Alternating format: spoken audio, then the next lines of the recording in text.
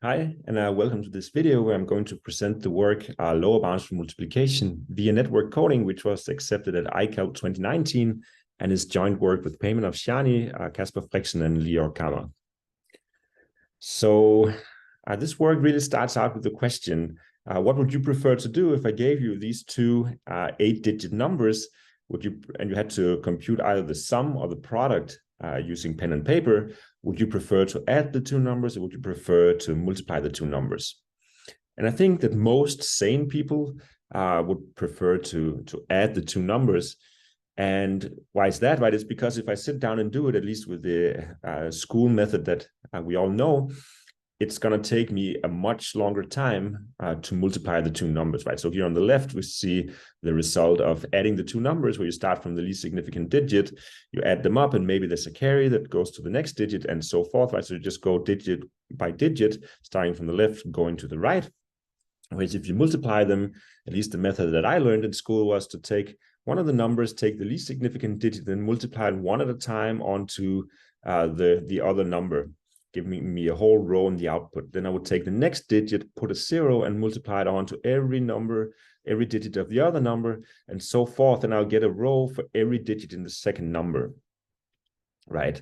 So it at least seems that it's harder to multiply. At least I'm using a lot more paper in this example here. And so you could try to look at it as an algorithm, right? How efficient are these two different algorithms? So let's say our numbers have n digits, right? So then at least in the addition example over here, right, we'll be using a constant number of rows of the paper, and we'll be using in the order of n columns of the paper. So that's the amount of at least paper that we're using for addition. For multiplication, right, we're actually using something in the order of n columns and n rows, right? So using n by n squares of paper. So you can see like the addition is running in like linear time in this number of digits, whereas multiplication is running in quadratic time in terms of the size of the input, where we're using quadratic amount of paper, right? So you can of course ask yourself, right, is this because multiplication is really harder, or is it just a bad algorithm that we have for multiplication?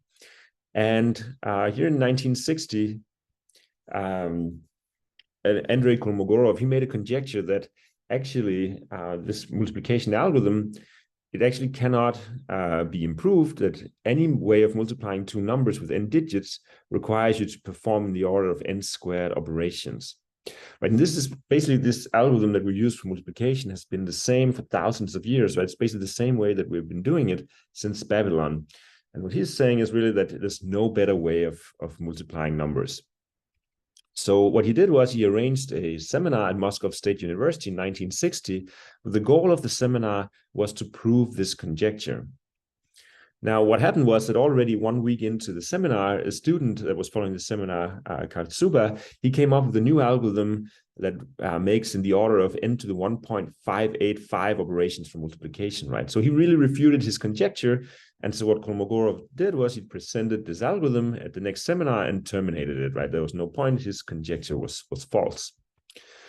And now this really led to a lot of developments. And so you can ask yourself, what is now the state of the art in multiplication? And the state of the art is based on the fast Fourier transform by Cooley and Tukey. And the state of the art is also from 2019, same year as our result, by Harvey and van der Hoeven, who gave an algorithm for multiplying two numbers that use n log n instructions to multiply them. And I'll get a bit more into exactly what we're measuring in here. And this fast Fourier transform is really one of the most important algorithms out there, and was announced a top 10 algorithm of the 20th century by the IEEE. Okay. So it could seem that, you know, we still don't know actually whether multiplication is harder than addition or not, right? It lies somewhere. We know that it lies somewhere in between n and n log n, the running time, right? We have to write the output, that's n digits. So it lies somewhere between n and n log n. So it could be that it's still harder. It could also be it's just as easy as addition. Maybe there's a linear time algorithm for multiplication. So let's say you believe that actually you cannot do it in linear time, right? That you want to prove a lower bound. You want to prove that actually multiplication requires n log n time. So then we need a technique for distinguishing, say, linear time from n log n time. And so what are the tools in the lower bound toolbox? So what do we have available to try and do this, right? NP hardness is a classic tool for trying to prove some kind of lower bound, conditional lower bounds. But NP hardness results always are of the form, right, that there's no polynomial time algorithm for any constant, actually no n to the c algorithm for any constant c if you believe that p is not equal to np. But this has nothing to do with the distinction between n and n log n, right? Yeah, this is not going to come from NP hardness. Fine-grained complexity is also an area that's seen a lot of attention in the last decade. So the type of results that we have here are typically saying that there's something like there's no n to the 2 minus c algorithm for any constant c greater than 0.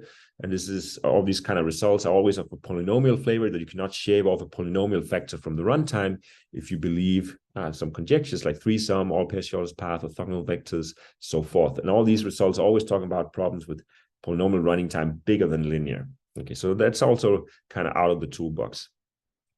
What about unconditional lower bounds? Like just prove, in some model like a circuit, cannot do it in, you cannot have an n log n size circuit. Of course, this would be the holy grail if we could actually prove it unconditionally, but unfortunately, the highest circuit lower bounds around 3n for a problem with n-bit inputs. So also there, we're out of hope.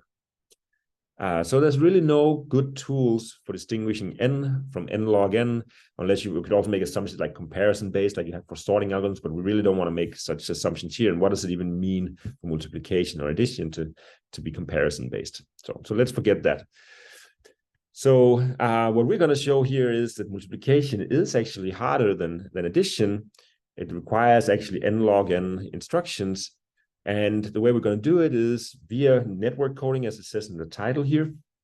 And this really originates in another paper that I co-authored together with Alireza Farhadi, Mohammad Taghi Hadiagai, and Elaine Sheaf from Stock 2019. There we looked at lower bounds for sorting integers in so-called external memory. But let me try to introduce the topic here. And this work was also featured as a research highlight in Communications of the ACM. So network coding, right? So the lower bounds that we're going to prove, this n log n lower bound for multiplication, is going to be based on a central conjecture in a completely unrelated area called network coding. So what is this conjecture? It's known as the undirected k-pairs conjecture by Lee and Lee from 2004. I'll try to explain what this conjecture is. It has been used once before our works, also for proving lower bounds in 2006. Adler et al. Used it to this conjecture to prove lower bounds for circuits that can transpose a matrix. Okay. So what is network coding, right? So in network coding, what we care about is communication problems in graphs. So the setup is that you have a directed acyclic graph, right? So there are no cycles, the directions on the edges. So this is just a simple setup, right? There are more advanced versions of network coding. For our purpose, it's a directed acyclic graph with capacities on the edges. And you have k sources and k sinks. And so the sources as 1 to sk, the sinks are t1 to tk, something like this. And the sources, they receive inputs.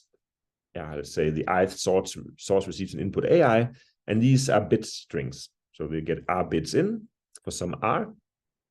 And then the goal is that using this graph as a communication network, you can send messages along the edges. You would like that the ith sink outputs the input of the ith source. So SI should send its message to TI, right? So A1 comes in up here, and it must come out down here, right? So the messages that these nodes are sending should be determined from what they see, right? So they receive some messages. When they received all their messages, they compute what they want to send along the outgoing edges, and then they send it. And they don't have to send the same message along different outgoing edges. That's up to them. The number of bits that are sent on an edge now has to be at most the capacity of that edge, right? So in this example up here, you're not allowed to send more than 2 bits along any edge. Okay. So that's the kind of problem that we look at. And now the coding rate, which is the important concept, the coding rate is the largest number of bits, the R, that we can handle, right? So remember, R is the number of bits that comes in each and every one of the sources of this communication problem, right? So they all receive R bits, and the coding rate is the maximum R, where it's possible to send all the messages without violating any capacity constraints. Okay. Now, this is very, very closely related to something called multi-commodity flow that you might have seen. So what is multi-commodity flow? It's almost the same. The input is, again, at least for us here, a directed acyclic graph. You have capacities on the edges, K sources, K sinks, and the sources receive flow. So they receive I units of flow. And this flow has to be sent, this flow that comes in at SI has to be sent to TI. And the total flow on an edge can be at most the capacity. Okay, so it sounds almost the same. So let me try to make clear what the difference is. For flow problems, the flow rate now is the maximum number of flow R that we can actually send through this network without violating any capacity constraints. Okay, so for instance, in this example here, right, the source S1 has to send flow to T1, and it can send it along this path here, right? And this is if you look at this graph here, this is the only path that goes from S1 to T1. You have to follow this path. That's the only way to send flow from S1 to T1. Similarly, S2, the only path from S2 in this concrete graph instance here to T2 is also this path here. And so these are the only two paths. So basically, this means that if I want to send I units of flow between every source sink pair, then this middle edge here is going to have two R units of flow passing through it. Since the capacity is 2, the maximum flow that we can simultaneously handle in this instance here is 1. Right, so the flow rate of this graph is 1. There's no way of sending more flow through the graph because we have this bottleneck here in the middle where both of these two source sink pairs have to send the flow through this edge. Now, let's go back to network coding again. So network coding, recall, here we're sending bit messages instead, right? And the coding rate were the maximum number of bits that we can simultaneously transfer from I to TI by sending messages along the edges. So how can this be different, right? So this is the flow rate again. The flow rate looks like this. It's 1. And the coding rate here, you can easily see that, well, the coding rate is at least as large as the flow rate, at least if you insist on flow having to be integer when you send flow in the flow graph, right? So why is that, right? So if I look at this example here with the flow rate, right, I can see I can send 1 unit of flow along these two paths. What I could do is I could always just, if I have a flow rate of 1, I could always get a coding rate of 1 simply by treating the bits as flow, if you will, right? So this is 1 unit of flow that comes in here, and I just send it as flow. So I just forward my bit along the flow paths. So I send my bit A1 here, then I send A1 and A2 along this edge. I forward A1 on this, I forward A2 on this one. Right, so if you just take an integral flow for this multi-commodity flow problem, I can always get a coding rate of the same by sending the bits just as indivisible packages along those edges, right?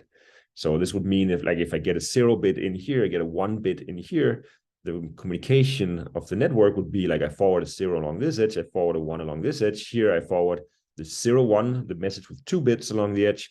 I forward the 1 here, I forward the 0s here, right? Now, the question is, of course, and this is what they study in network coding, can the coding rate be larger than the flow rate now? And it turns out, yes, in this instance here. So what can you do? So let's look at this protocol or way of sending messages. So let's think of these as bit strings. A1 and A2 are bit strings, like there could be more than 1 bit.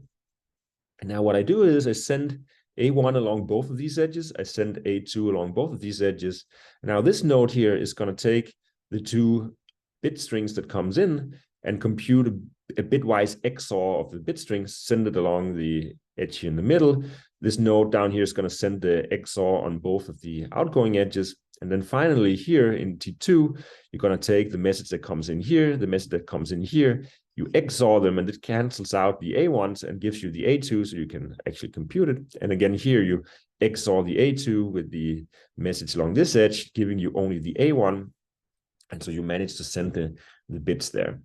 But now the observation is in this one, right, the length of the message that's being sent along any edge is just equal to the length of the inputs. In particular, this XOR here is not longer than any individual A1 or A2. So now no edge has more than, the length is no more than R, and the capacity is 2 on all the edges, so you can actually handle a coding rate of 2 in this example, right? So here's just an execution, right? So you get, let's say you get the 0-1 bit message in here, you get the 1-1 bit message here, you get these two messages and you XOR them, right? So you do the bitwise XOR, 0 XOR 1 is 1, 1 XOR 1 is 0. So you get this, you forward along the edges.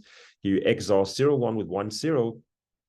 0 XOR 1 is 1, 1 XOR 0 is 1. So you get a 1, 1 here. And similarly over here, you get the 0, 1.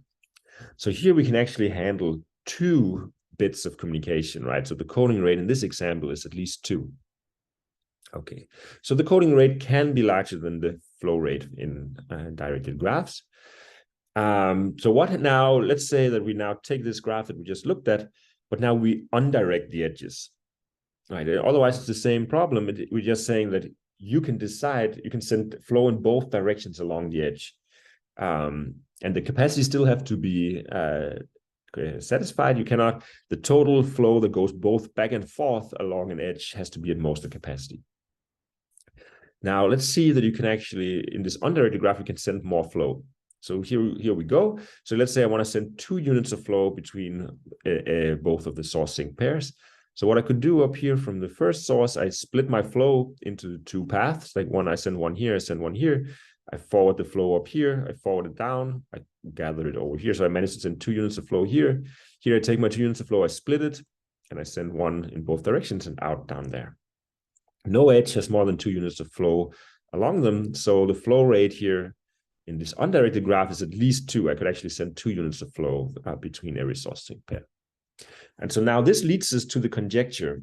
So the undirected k-pairs conjecture by Lee and Lee says that the coding rate of a directed acyclic graph, like the one I have here on the left, where I could do the XOR tricks, this coding rate, the amount of bits I can simultaneously send between all source sink pairs, is no more than the flow rate in the corresponding undirected graph, right? So if I just take the edges and undirect them, then the claim is that I cannot send more bits on the left here than I can send flow on the right.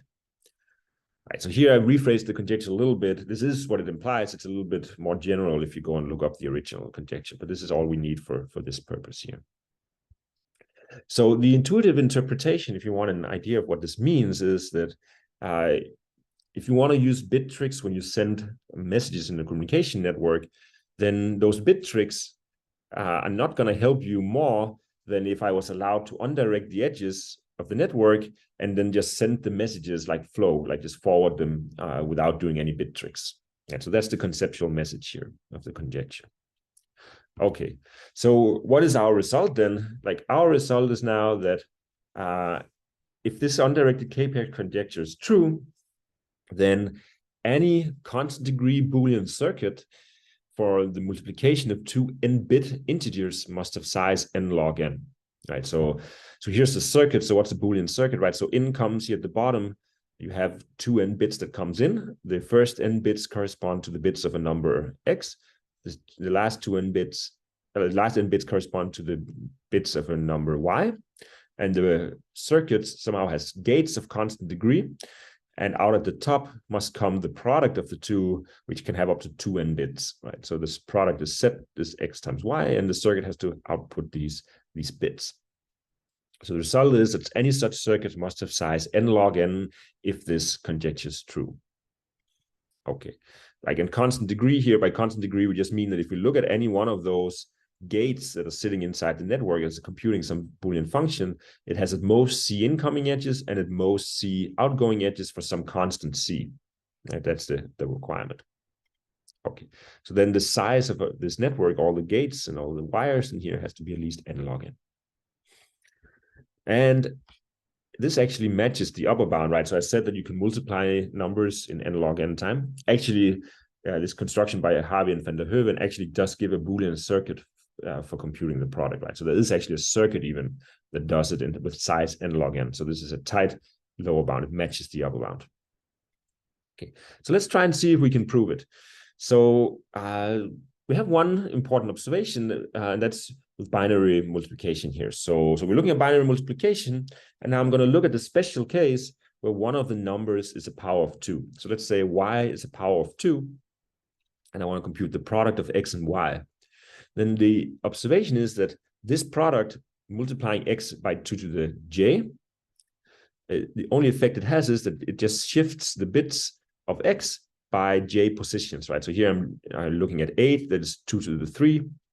So I have 3 zeros down here. And basically I can think of, I just prepend those zeros to the binary representation of x. So I'm shifting x by 3 positions when I'm multiplying. In general, I'm shifting it by j positions if I'm multiplying it with 2 to the j. So this will be really important in our lower bound construction.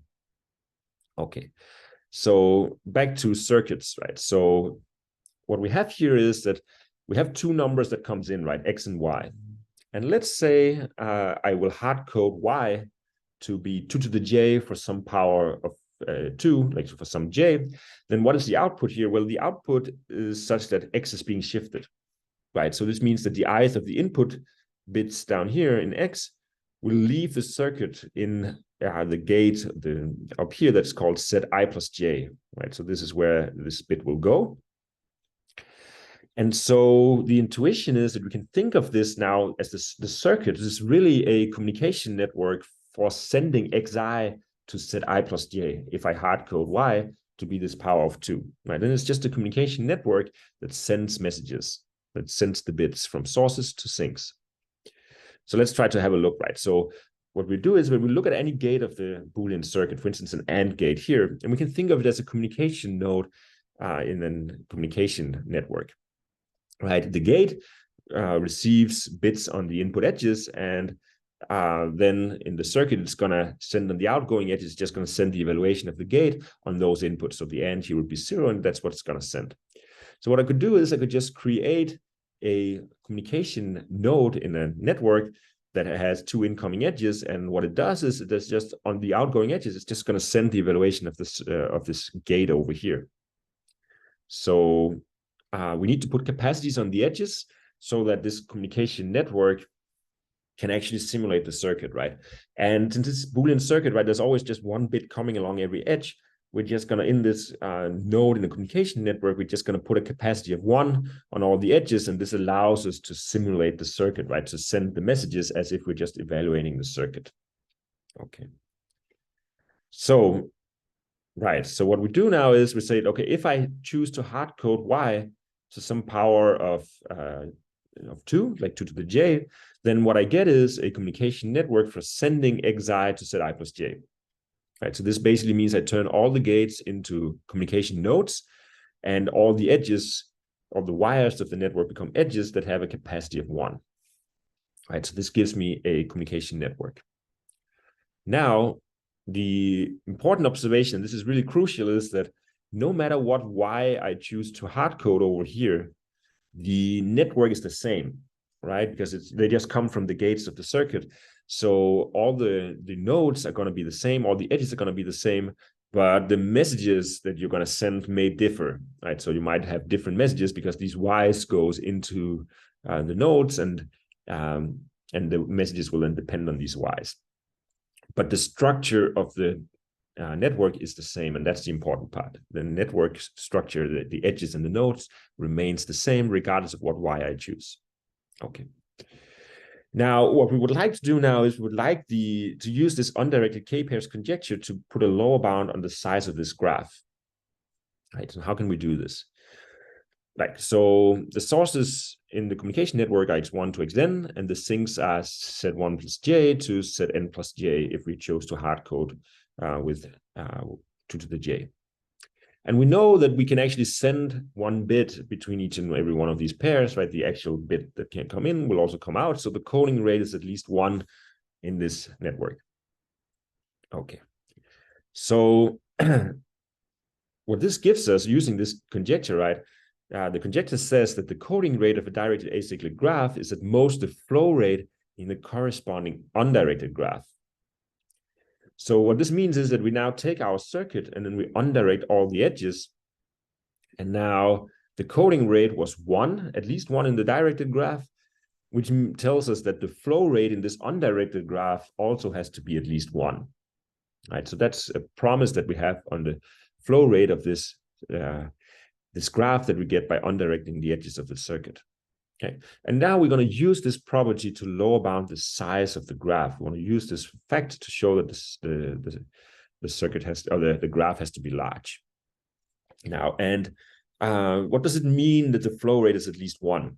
Right? By definition, it means that it must be possible to send 1 unit of flow concurrently between every xi and zi plus j. Right? So I have 1 unit of flow. It must somehow be possible to send that flow along different paths in this undirected graph so that it finally ends up at zi plus j. And of course, right, it's a valid flow, so all the capacity constraints have to be satisfied, meaning that there can be no more than 1 unit of flow in total across any edge. And now, what is our key observation that we're going to use now? So the key observation is that if it's a long way from xi to zi plus j, then the flow that I'm sending between those pairs must consume a lot of capacity. So what do we mean by this? So let's say the distance from xi to zi plus j is some di. Then just sending the flow from xi to zi plus j must consume a total of di units of capacity if we sum up over all the edges, right? So what do we mean here? So in this example here, the distance is 3. We have 1 unit of flow, and that must go from xi to zi plus j, possibly along different paths. But the point is that all of this flow has to use at least 3 edges to get to the destination, which means that it will consume at least 3 units of capacity if I sum over all the edges of how much I use, right? No matter if I try to send my flow, no matter how I split it, if I have 1 unit of flow that has to reach here, like there's 1 unit of flow being consumed here, and the next step here, there's also a whole unit of flow and a whole unit of flow being consumed there, right? So here, the amount of capacity that we're actually using up is 3, like it's the distance between the source sink pair, right? And clearly this has to hold.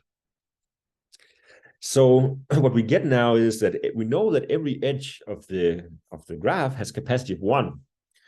And though this means that the number of edges, right, we have to be able to consume all this capacity. So the number of edges is at least the sum over all the source sink pairs of the distance between them.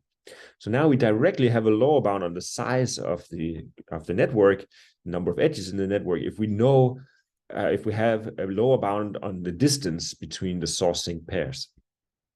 Right.